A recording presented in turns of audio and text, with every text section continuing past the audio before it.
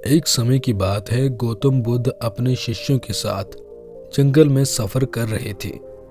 बहुत देर चलने के बाद शिष्यों ने बुद्ध से आग्रह किया कि वो कुछ देर यहाँ आराम करना चाहते हैं। बुद्ध उन्हें आराम करने की आज्ञा देते हैं। तभी एक शिष्य बुद्ध से कहता है, बुद्ध, आपने एक बार कहा था कि हम जैसा सोचते हैं हम वैसे ही हो जाते हैं।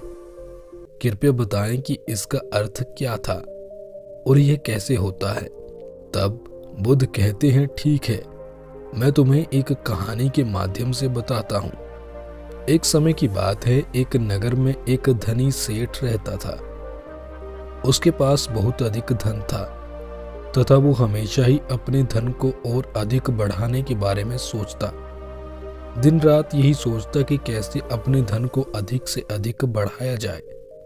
उसे बाकी चीजों के बारे में सोचने की फुर्सत तक नहीं थी। तभी एक दिन उस सेठ के घर पर उसका एक मित्र आता है जो कि किसी दूसरे नगर में रहता था। सेठ अपने मित्र की खूब खातिरदारी करता है। उसके बाद वो बातें करने लगते हैं। बातों ही बातों में सेठ का मित्र कहता है कि हमारे नगर का सबसे धनी सेठ, जो कि आपसे भी कई गुना धनी था, कुछ दिन पहले उसकी मृत्यु हो गई। तब सेठ पूछता है, क्या कारण था उसकी मृत्यु का।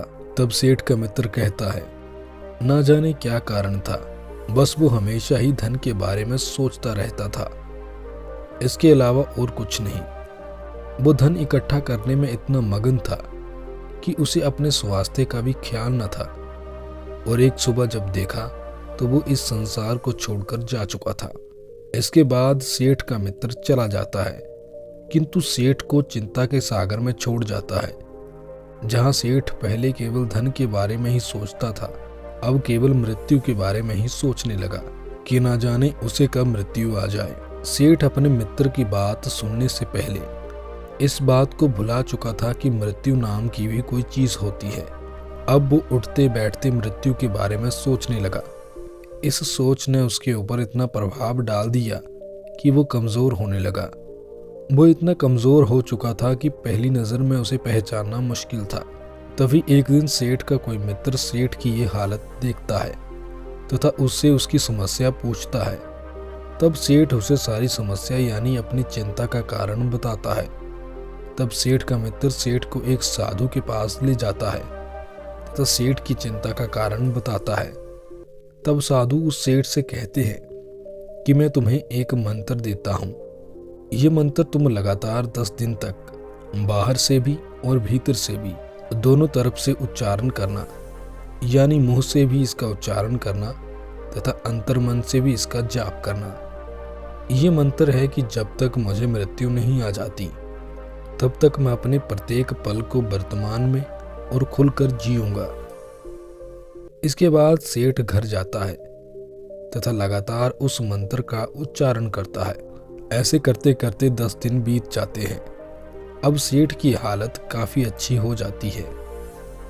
तब वो सेठ फिर से साधु के पास जाता है तथा कहता है कि आपके मंत्र ने तो कमाल कर दिया, अब मैं बहुत ही अच्छा महसूस कर रहा हूँ। ये मंत्र तो बहुत शक्तिशाली है। तब साधु हंसते हुए कहते हैं, इस मंत्र में कोई शक्ति नहीं, असली शक्ति तो तुम्हारे मन में है। तब सेठ कहता है, मैं कुछ समझा नहीं। तब साधु कहते हैं, यह सब तुम्हारी सोच का परिणाम है। अगर तुम लगातार दुख के बारे में ही सोचोगे, अगर तुम हमेशा ही समस्या के ही बारे में सोचते रहोगे तो हमेशा दुखी रहोगे। और जब तुम केवल वर्तमान में केवल समस्या को हल करने के बारे में सोचोगे तो तुम खुश रहोगे। इसके बाद बुद्ध अपने शिष्यों से कहते हैं, हम जैसा सोचते हैं वैसे ही हो जाते हैं। जिस तरह वो सेठ पहले केवल धन के बारे में ही सोच रहा था और हर वो चीज जहां से धन प्राप्त किया जा सके वो अपना पूरा प्रयास धन प्राप्त करने में लगा देता। लेकिन जब उसने मृत्यु की बात सुनी तो उसने उस बात को अपने अंतर्मन में स्थापित कर लिया, जिसके कारण हर तरफ उसे केवल मृत्यु ही दिखाई देती। वो केवल मृत्यु के बारे में ही सोचता और उसकी हालत इतनी बुरी हो गई कि कभी भी उसकी मृत्यु हो सकती थी। इसलिए जैसा सोचोगे वैसे ही हो जाओगे। धन्यवाद।